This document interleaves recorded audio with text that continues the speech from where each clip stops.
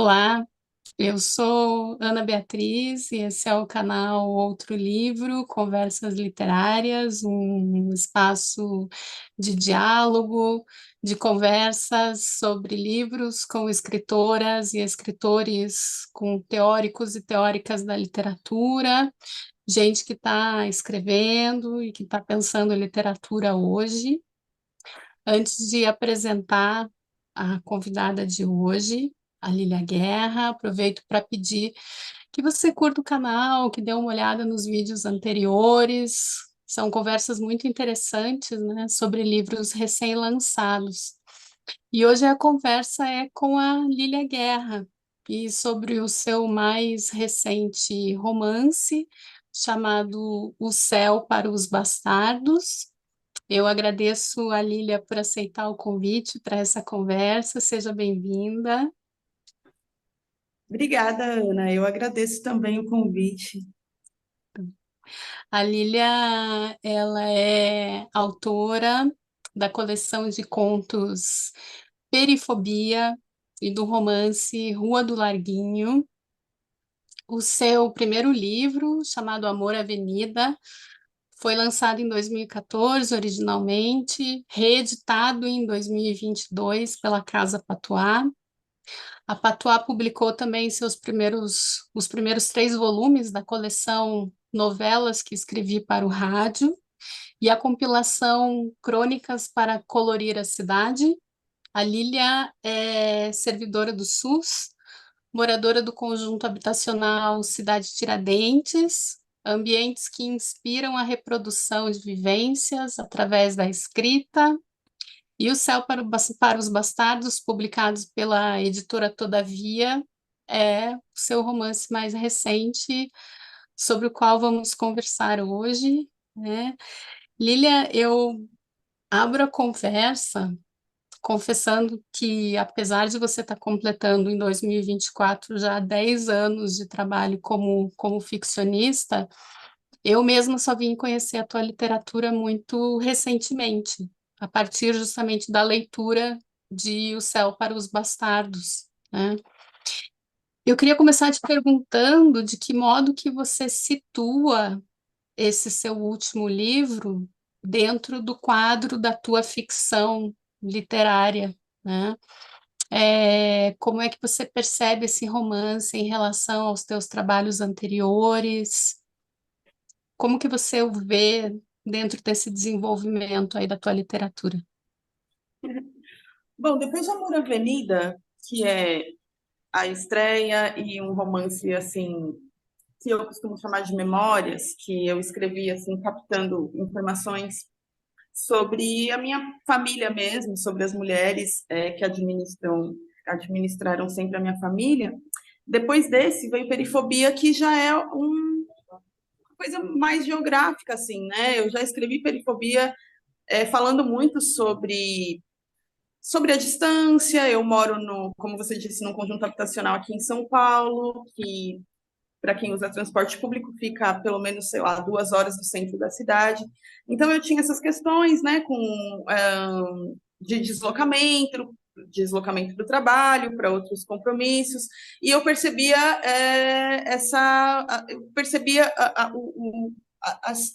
as questões que a cidade traz, né? Por causa da geografia, é um assunto que sempre me interessou, mas eu confesso que não foi nada assim muito premeditado. Quando eu percebi, as histórias elas falavam muito sobre isso, né?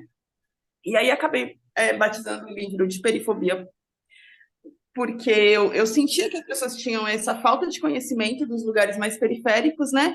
E isso começou a se repetir nos outros livros. Quando eu escrevi Rua do Larguinho, ele também se ambienta em Fim do Mundo, que é o bairro onde tudo acontece, a história central de O Céu para os Bastardos, né?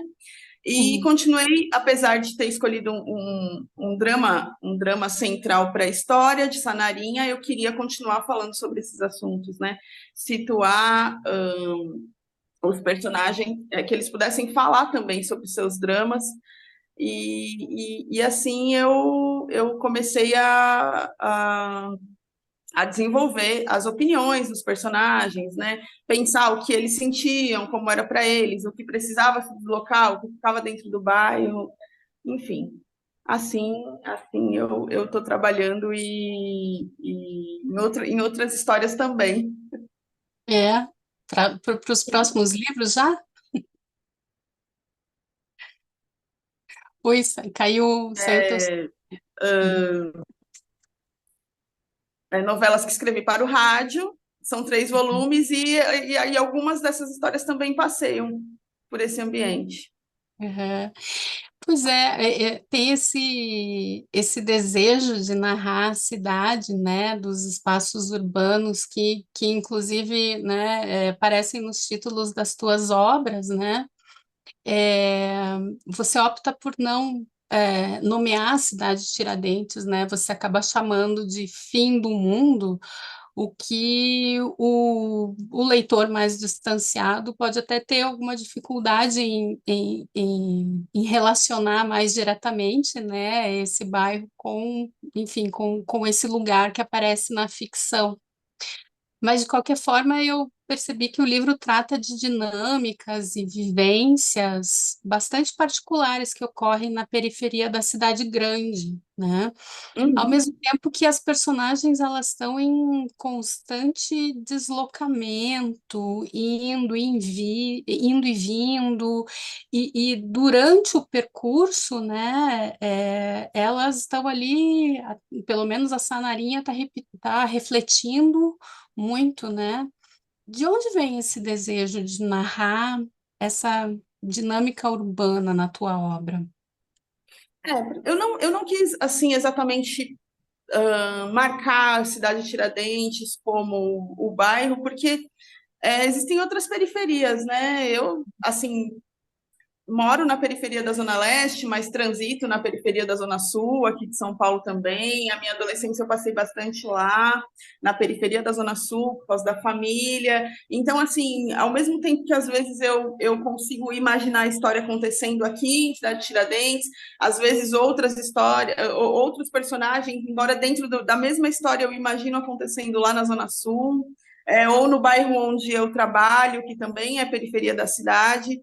Então, eu achei que ia ficar muito limitado se eu ficasse pensando somente aqui. E outras cidades também, outros estados e suas periferias, né? Eu tenho conversado com muita gente, né? Com moradores periféricos de outros lugares, de Minas Gerais, enfim. E aí, tentando encontrar as nossas... as coisas que nós consideramos assim parecidas, o que a gente vive e conseguimos discutir, então eu não quis assim marcar exatamente um lugar. Né? Eu acho que eu recebo assim às vezes contatos de leitores que não moram em São Paulo, mas que conseguem imaginar os seus lugares ali com os personagens. Então eu acho que é meio por isso, assim, sabe? Uhum. Uma cidade tem essas características, né, que não importa onde você se encontre, a cidade ela tem essas características muito marcadas, né? Uhum, E acho que uma outra coisa um outro elemento que se sobressai muito é a tua personagem, né, a Sanarinha, que no romance vive uma tragédia pessoal, ao mesmo tempo em que fornece, por meio de um olhar bastante apurado, né, um quadro amplo, mas também detalhado, muito consciente sobre a vida na comunidade, né? E eu achei muito interessante o fato dela mesma ter consciência desse fato, né? De ela se lamentar, por exemplo, né? Dessa capacidade que ela tem de perceber o entorno, os problemas, né? Inclusive na exposição do cotidiano das relações de trabalho dela, né? E essa uhum, personagem é uma personagem que já existe na tua ficção, né? Você resolveu reaproveitá-la, né? De que modo essas escolhas foram acontecendo na tua escrita? A Sanarinha, ela tá lá em Rua do Larguinho, que é um romance entremeado de contos, né? Eu tenho uma história central para Rua do Larguinho, cujas protagonistas são a Piti e a Bebete, duas adolescentes que moram lá em Fim do Mundo, e elas vivem a adolescência depois que tudo aconteceu com a Sanarinha, por exemplo. Elas conhecem de ouvir falar, elas brincaram com a neta e tal, mas elas estão vivendo um outro momento, um pouco à frente de tudo isso que aconteceu aqui nessa época em que a gente está em O Céu para os Bastardos. E a Sanarinha nasceu para falar exatamente dos problemas sociais ali em Rua do Larguinho. Eu pensei numa personagem, numa mulher que pudesse, assim, uma mulher numa idade em que tivesse já trabalhado bastante, muitas vivências, muitas idas e vindas, muitas viagens de ônibus ali para o bairro, uma pessoa que atua na comunidade, que é conhecida, que as pessoas com quem as pessoas podem contar, procurar para alguma ajuda, tem as questões dos alagamentos, né, as questões do posto de saúde e tal, enfim. E eu queria mostrar que mesmo sendo essa mulher aparentemente forte, um exemplo ali para a vizinhança dela, ela tem também as suas questões pessoais, os seus problemas, ela tem que lidar com isso, e, e ela precisa continuar vivendo, né? Ela precisa continuar trabalhando, mesmo que na vida dela está acontecendo uma coisa tão grave, tão séria, ela Uhum. precisou continuar tomando decisões, continuar saindo de casa, indo até o trabalho, cuidando da irmã, e os vizinhos continuaram contando com ela de alguma maneira para algumas coisas, então era isso que eu queria mostrar. E em Rua do Larguinho eu não mostro nada, essas questões mais pessoais dela, ela fala mesmo mais sobre a comunidade, sobre os problemas ali do bairro, mas eu achei que ela poderia se destacar. Na verdade, eu queria fazer isso com outros personagens também, eu apenas comecei com ela. Pretendo ainda, né? Eu só Aham. comecei com ela, mas assim, eu quero falar de outras de outras personalidades ali da vizinhança. De outras personagens que já estão nos livros. Sim, sim, mas trazer as histórias assim mais de uma forma mais longa, né, mais detalhada. Essa foi a ideia. E Aham. aí começou assim, comecei por ela.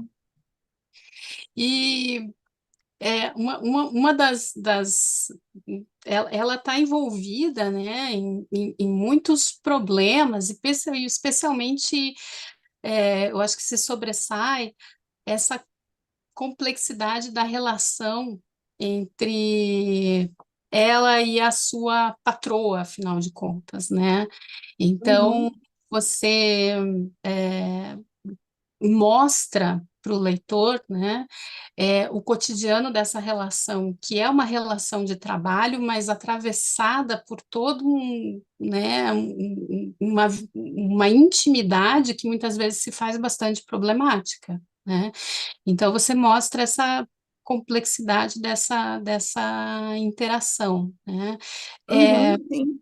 foi algo assim que já tinha esse plano para essa personagem?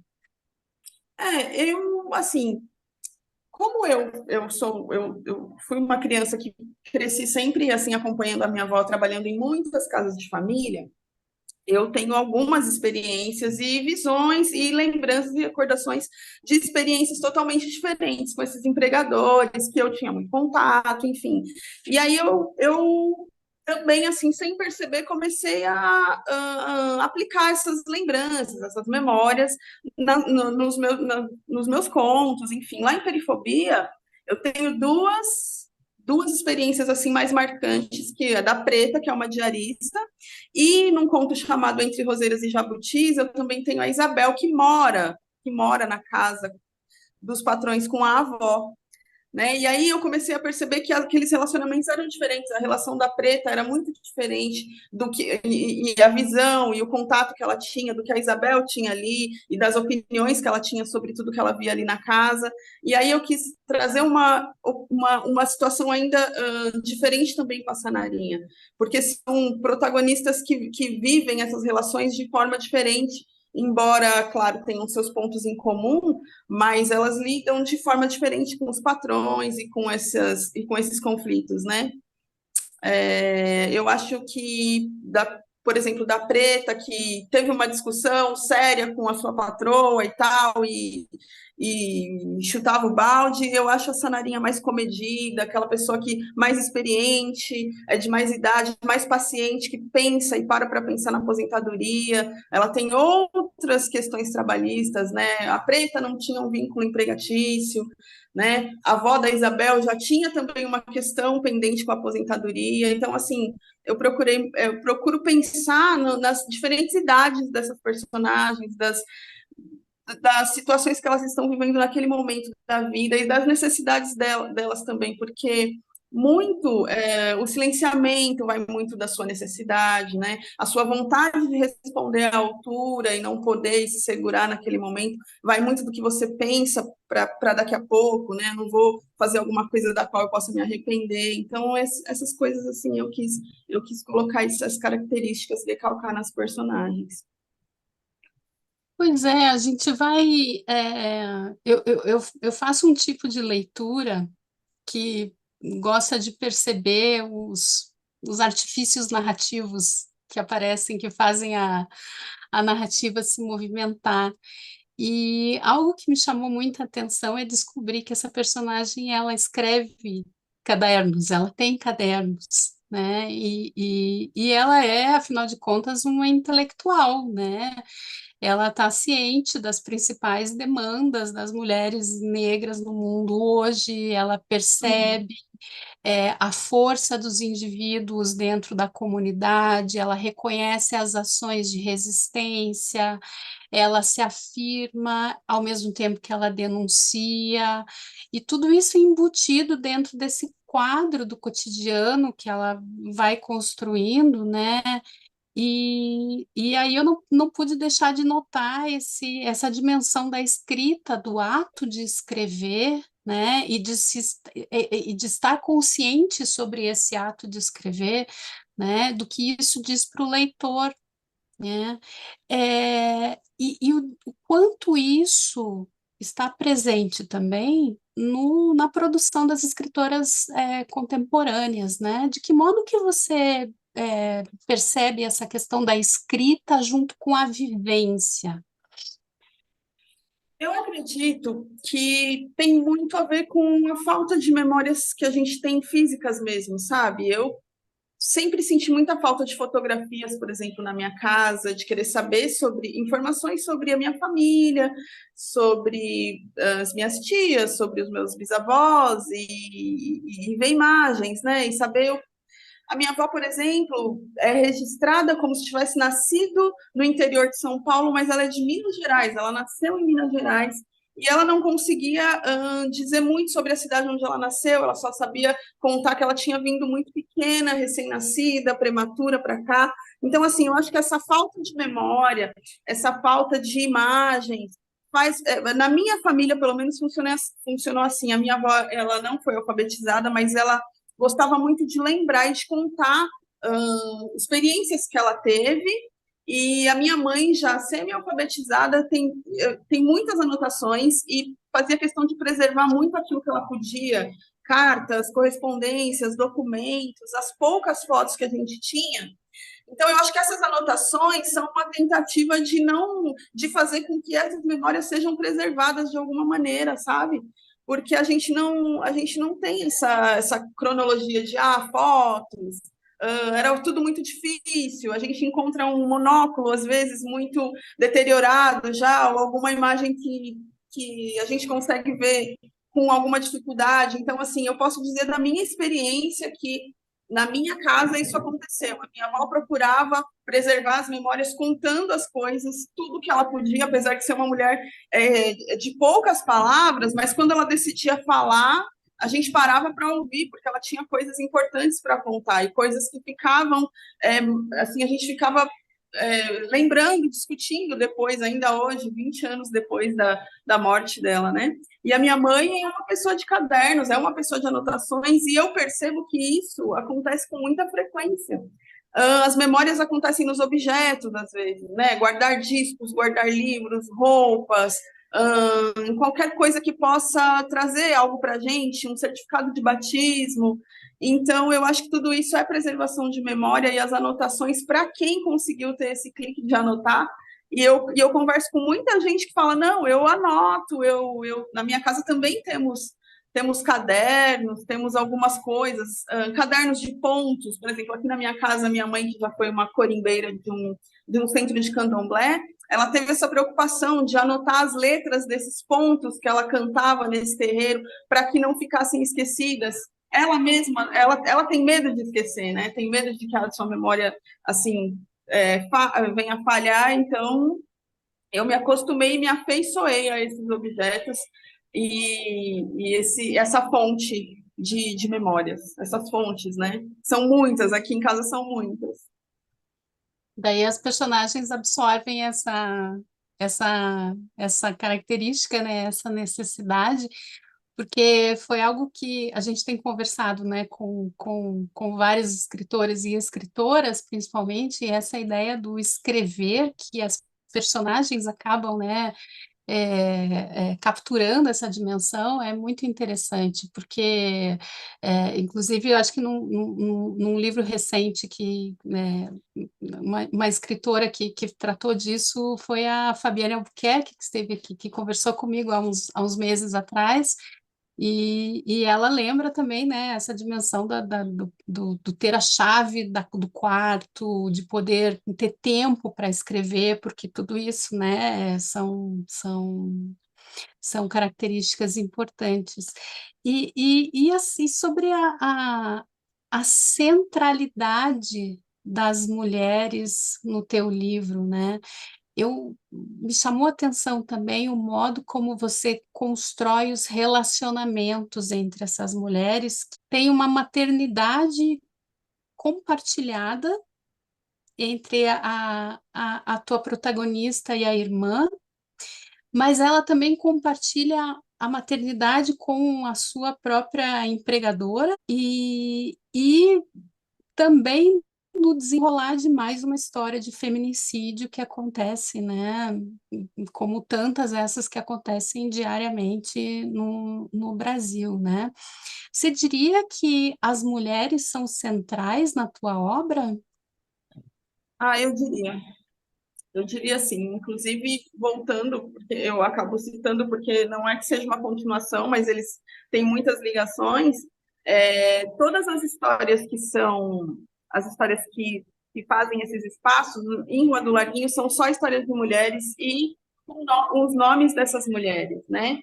E também uma coisa que eu trago muito para minha obra é a música. Eu acho que O Céu para os Bastardos é o meu livro menos musical, mas Perifobia é muito musical. Ele tem assim trechos de música para cada ponto, né? Epígrafes. Rua do Larguinho também. E aí, em Rua do Larguinho, apenas mulheres, somente intérpretes, né? E centraliza assim. Eu venho de uma casa administrada só por mulheres, né? Eu não tive nenhum contato, assim, o pouco contato que eu tive com meu pai, eu não me lembro, né?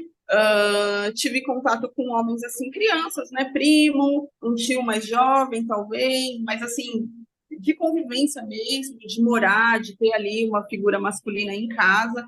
Na minha infância, na minha adolescência, eu não tive, então eu me habituei a ver as mulheres sempre resolvendo as questões domésticas e mesmo as vizinhas, né, se ajudando. Quando eu me mudei, eu morava num bairro praticamente central aqui de São Paulo, então, em meados de 80, quando me mudei aqui para a cidade de Tiradentes, todo mundo meio perdido, sem saber direito o que estava fazendo aqui no bairro, um bairro que foi projetado rapidamente para trazer essas pessoas que, né, enfim, é uma história bem longa para contar, mas assim, eu vi as mulheres se ajudando sempre, pega o filho dela na escola, porque ela não vai conseguir chegar do trabalho a tempo, fica com ele até que ela chegue, alimente, dê banho e tal. Me acostumei muito com isso, então não tem como as mulheres não centralizarem a minha obra, até porque trabalhando na saúde também, eu também tenho mais contato com as mulheres na saúde pública, porque inegavelmente são as mulheres que mais procuram, né, o serviço de saúde pública também é um dado importante. Então, as mulheres centralizam, sim, as histórias que eu escrevo, com certeza. Eu acho que tem uma vez só que ela menciona o samba, né? E que ela fala algo sobre. Eu ia te fazer uma pergunta, porque eu já vi você pelas redes sociais falando sobre samba e discutindo o samba e a relação que o samba tem com a identidade cultural negra no Brasil, né? E eu ia te perguntar justamente de que modo que o samba compõe, a seu ver, esse arsenal de memória do escritor negro. Eu sempre tive contato com o samba. Minha avó contava que quando minha mãe chegou da maternidade comigo, ela colocou um samba para tocar do Martim da Vila, para que eu já pudesse entrar em casa e não tivesse nenhum, assim, depois nenhuma surpresa, né? Para que eu já soubesse onde eu estava chegando. E aí os LPs são objetos que eu sempre manipulei desde muito pequena. Eu costumo dizer que foram assim, que foi ali que eu comecei a fabular, foi ali que eu comecei a escrever. Olhando, a minha casa era uma casa de poucos brinquedos e poucos livros, mas de muitos discos, né? E aí ali eu manipulava e olhava aquelas capas e lia as fichas, as fichas técnicas, lia de novo, aqueles nomes ficavam gravados na minha cabeça. E eu, assim, fabulava histórias para aquelas capas, para os personagens que eu via ali, né? Então, assim, e ouvindo samba, e a minha avó sempre ouviu muito samba enredo também, né? E ouvindo samba, repetindo, querendo aprender aquilo, porque era a diversão que a gente tinha, cantar, aprender a letra, você aprende muita coisa, né? E ouve muita coisa. E depois saber que o compositor daquela música, uma pessoa parecida com a sua avó, com a sua mãe, que não foi à universidade, quase sempre assim, né? Às vezes nem mesmo à escola, e conseguiu desenvolver uma obra tão bonita, tão linda, e aquilo sempre me chamou muito a atenção. Né? Eu sempre dei muita atenção para o que eles falavam, né? E ainda faço isso hoje, elenco às vezes uma trilha sonora para um personagem, mesmo que isso não fique explícito ali, mas eu sei qual é a música que ele gosta, qual é o cantor que ele mais gosta, enfim, o samba para mim o samba para mim é literatura, né? É literatura. Agora, eu costumo dizer que com as plataformas digitais a gente não tem contato com o objeto que era o disco, né? Ele vinha com um encarte, você podia ler a letra sem ouvir, né? A gente passou, por exemplo, na minha casa muito tempo com a vitrola quebrada, com a agulha para trocar e a gente não podia trocar aquela agulha. Nem por isso eu deixava de manipular aqueles álbuns para ver foto, para ler encarte. Então, era o que eu lia, né? Para mim eram livros também. A gente é da mesma geração, temos só um ano de diferença. Eu acho que isso com certeza, né? O disco enquanto objeto, e eu estou até me lamentando aqui, porque ao mesmo tempo em que a gente tem acesso muito rapidamente aos livros, por exemplo, né, nas plataformas digitais, faz falta, né, o livro enquanto objeto, essa, Sim, sim.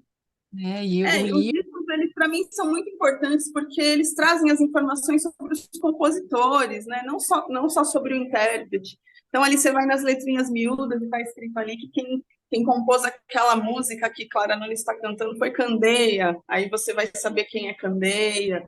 E são uhum. coisas que eu lamento muito, porque assim, esses novos formatos às vezes não trazem essa riqueza, né? E não sei, é uma coisa que a gente precisa ver e pensar, mas eu preservo muito também. Eu consegui preservar alguns discos do acervo original de casa, da minha avó e tal, mas eu continuo comprando, continuo colecionando e lendo e descobrindo coisas incríveis assim com os álbuns, porque afinal de contas são geralmente 10, 12 músicas, né?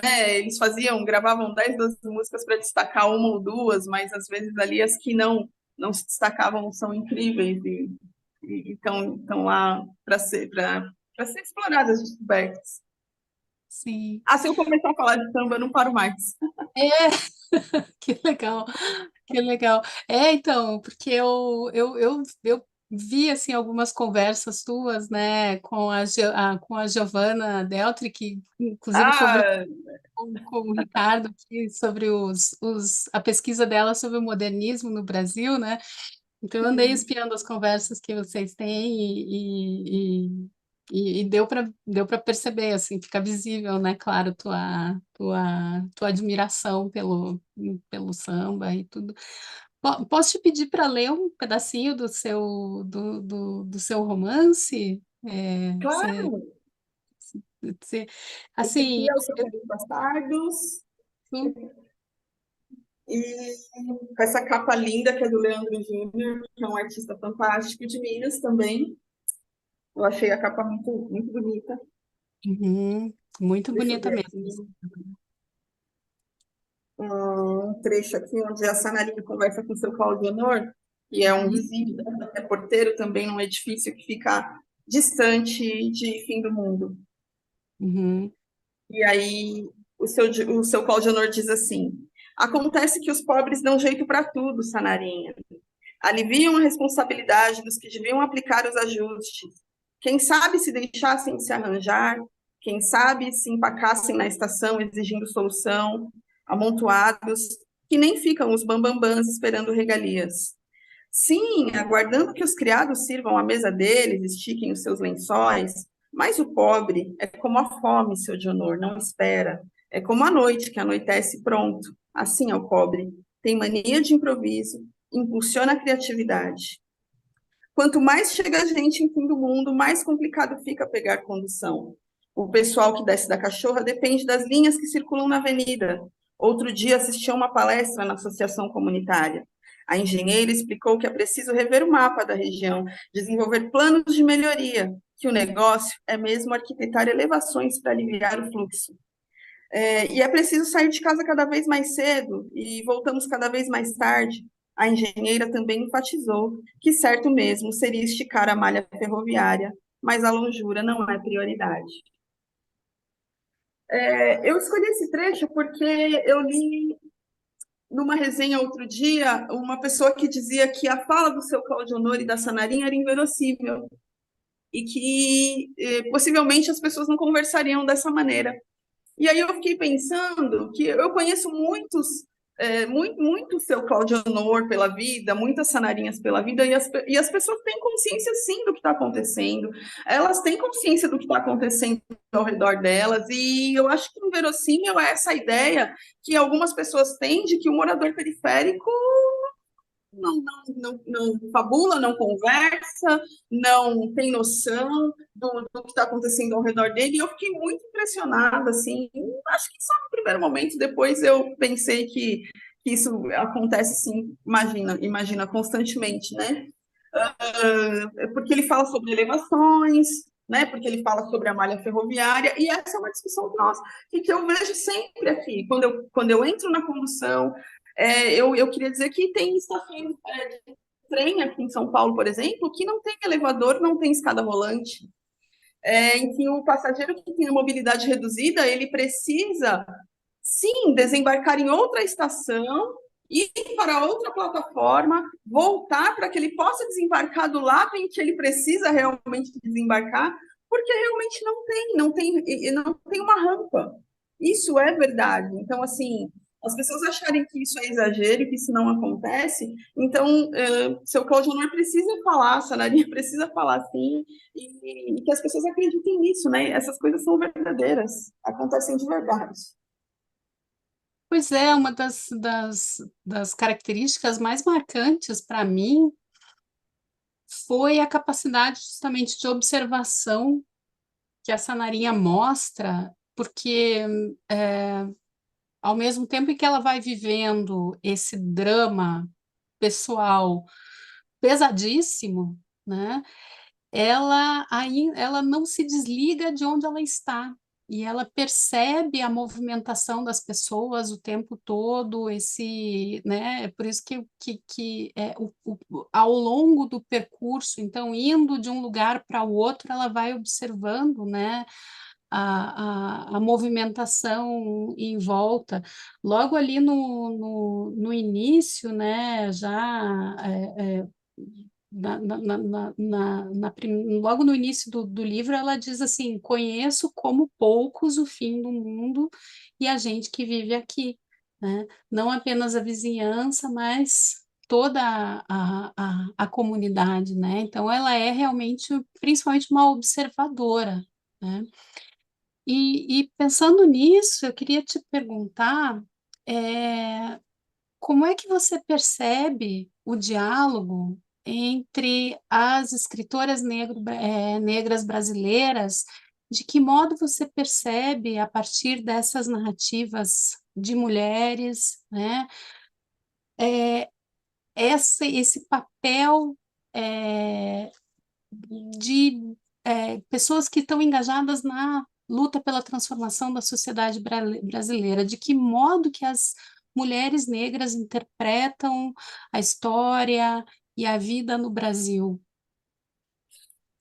Sim, você falando disso, eu lembrei, tem um trecho em que a Sanarinha ela vai visitar, ela vai tentar, né, visitar a Nora no hospital, né, fazer uma tentativa, e mesmo assim, indo fazer uma coisa tão importante, ela se encontra um congestionamento, né, e tem aquele medo de perder o horário da visita, que é alguma coisa, as pessoas que estão indo para o mesmo lugar, naquela linha de ônibus que passa pelo hospital, muita gente está indo fazer a mesma coisa, né, e as pessoas começam a se apavorar, porque sobretudo nos hospitais públicos, o horário de visita é alguma coisa muito assim, regrada, né? Se você passar do horário, você não vai conseguir.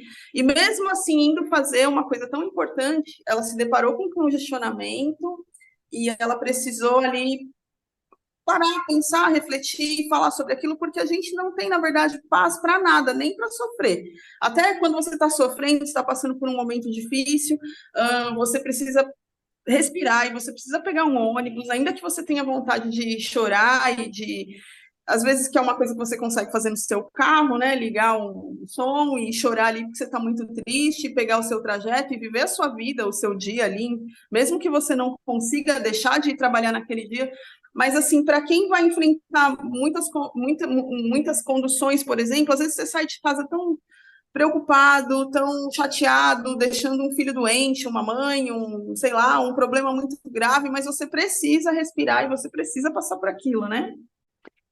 Bom, estamos então retomando a conversa depois de termos interrompido por 2 dias, né?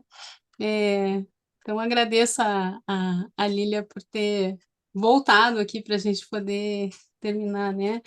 Lília, eu fiquei de te perguntar, eu queria saber sobre o título do livro. Por que O Céu para os Bastardos? De onde veio esse título para esse romance? Inclusive tem a introdução ela é de Deuteronômio, né, que fala sobre quem vai herdar o reino dos céus ou não, né? Mas nenhum filho bastardo nascido de união ilícita fará parte da congregação, né? Mas Uhum, o título vem muito de coisas que eu queria trazer por causa das pessoas que não têm o nome do pai no documento, né? Na uhum, filiação. É bem assim, eu assim, acho mais raro você ver um indivíduo que não tem o nome da mãe no documento, né? Que foi só registrado pelo pai. Enquanto que o contrário é muito comum, né?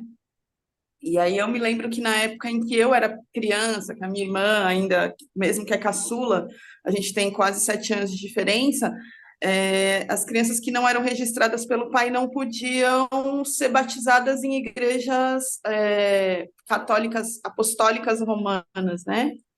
E aí sei lá, uma alternativa para quem queria batizar os filhos era a igreja brasileira, talvez, né? Mas as crianças eram impedidas de fazer catecismo, por exemplo, né? Que era uma coisa comum, assim, né? É uma coisa comum, era naquela época em que se passa a história, então, ali, né? final de 70, começo de 80, era uma coisa muito comum, pelo menos aqui, Sim. na cidade de São Paulo, né? E se dizia muito sobre as crianças pagãs, né? As pessoas tinham muito medo de uma criança morrer sem ser batizada, porque dizia-se que ela não ia para o céu, né? Então Uhum. corriam para fazer o batismo. E essas crianças que nunca seriam batizadas, né? Ou adultos mesmo, né? Morrendo, para onde iriam? Então daí o título, né?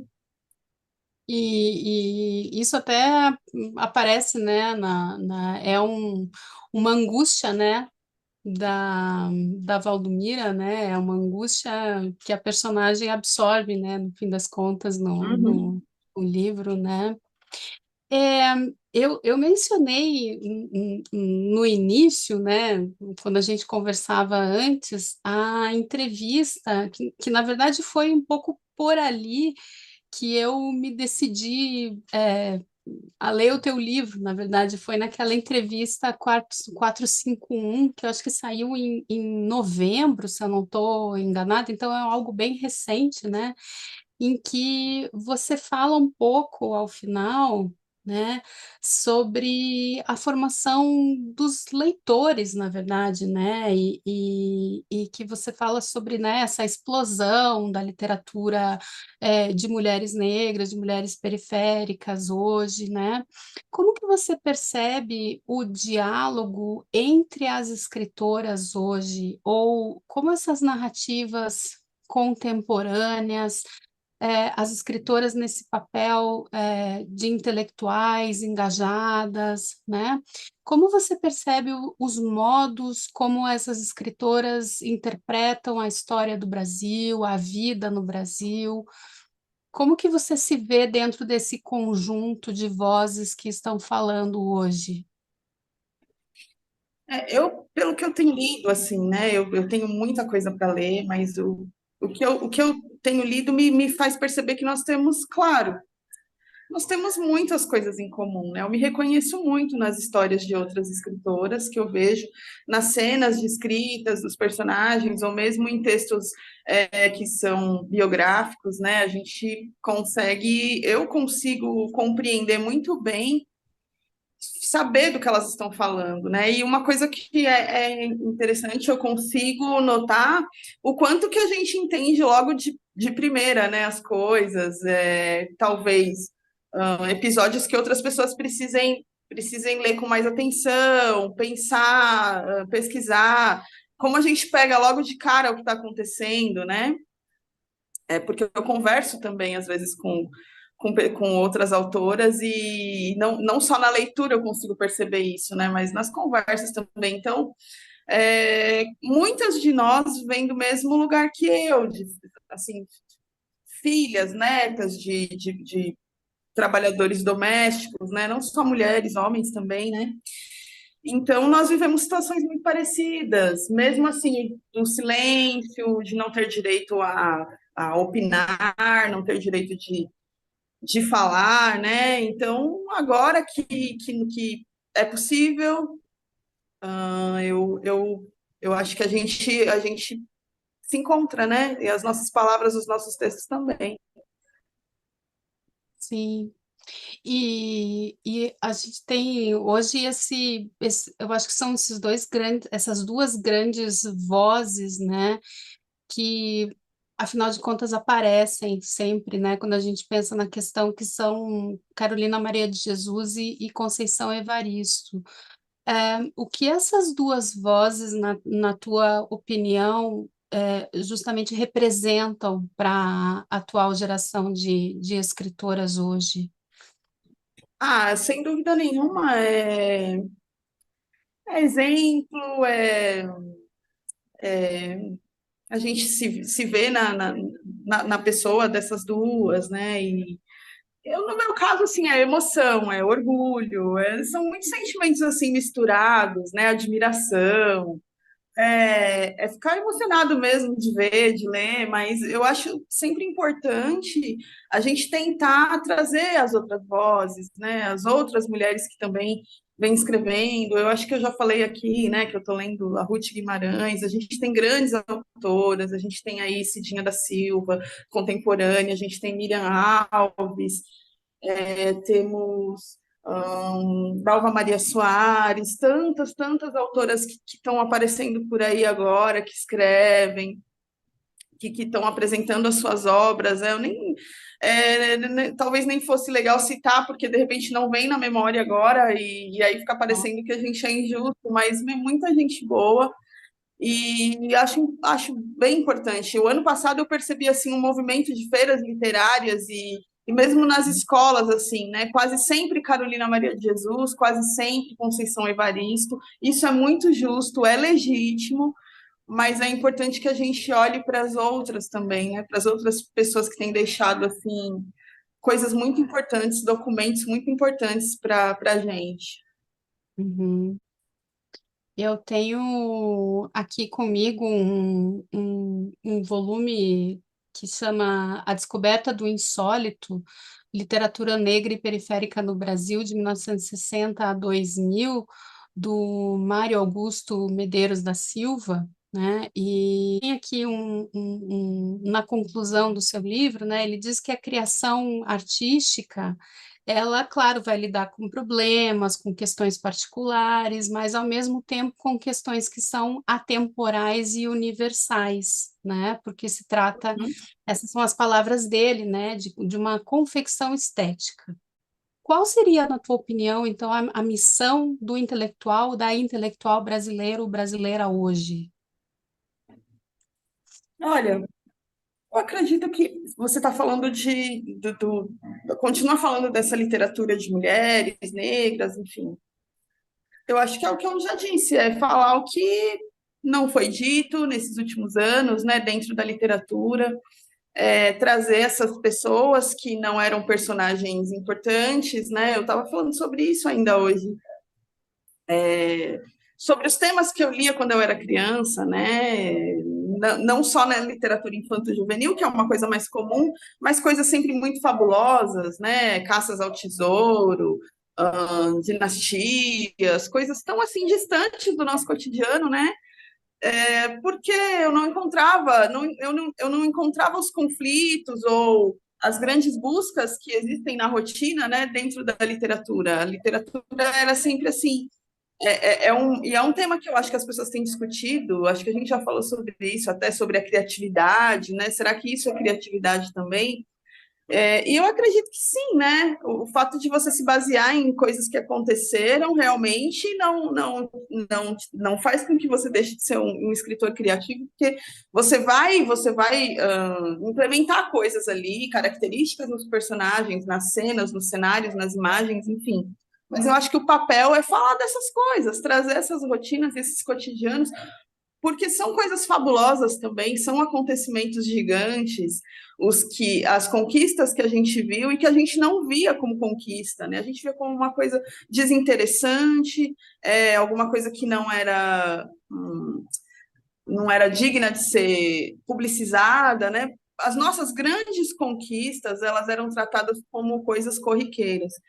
Então, eu acho que o nosso papo, eu não digo nem por mim, né? Mas eu não sei, não saberia responder assim o papel de um intelectual, mas o papel de quem está tentando falar agora, de quem está tentando escrever e contar as coisas, eu acho que é realmente esse, sabe?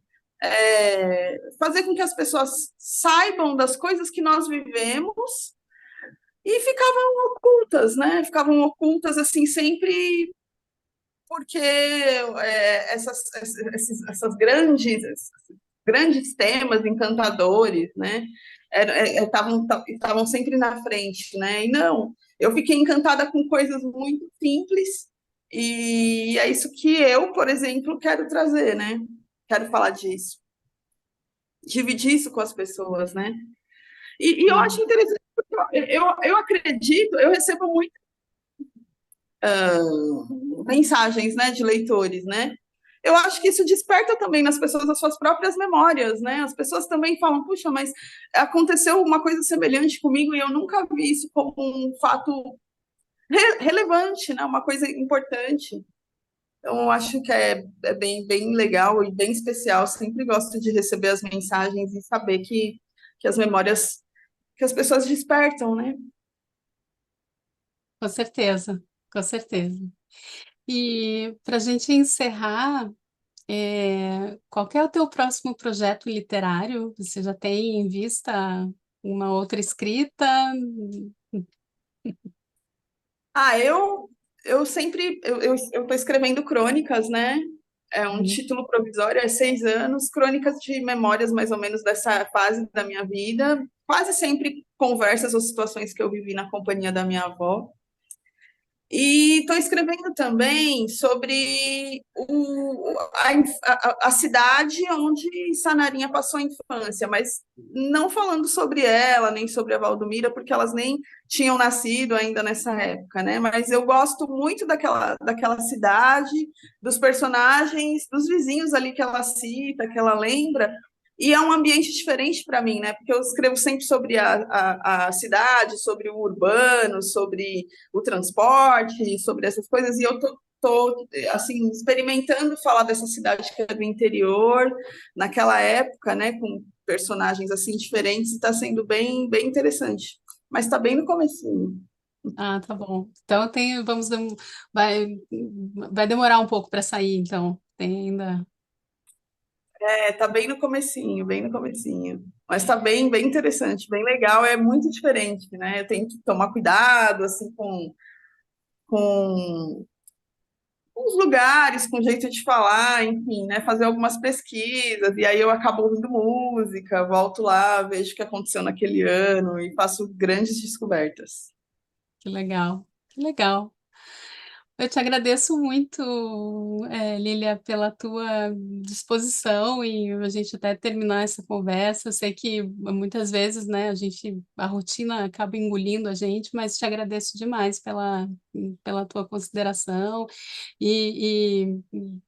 da leitora aqui, né, foi realmente uma delícia ler o teu livro, é uma leitura muito boa e espero que, né, você continue publicando aí, tá? Muito obrigada mesmo. Legal.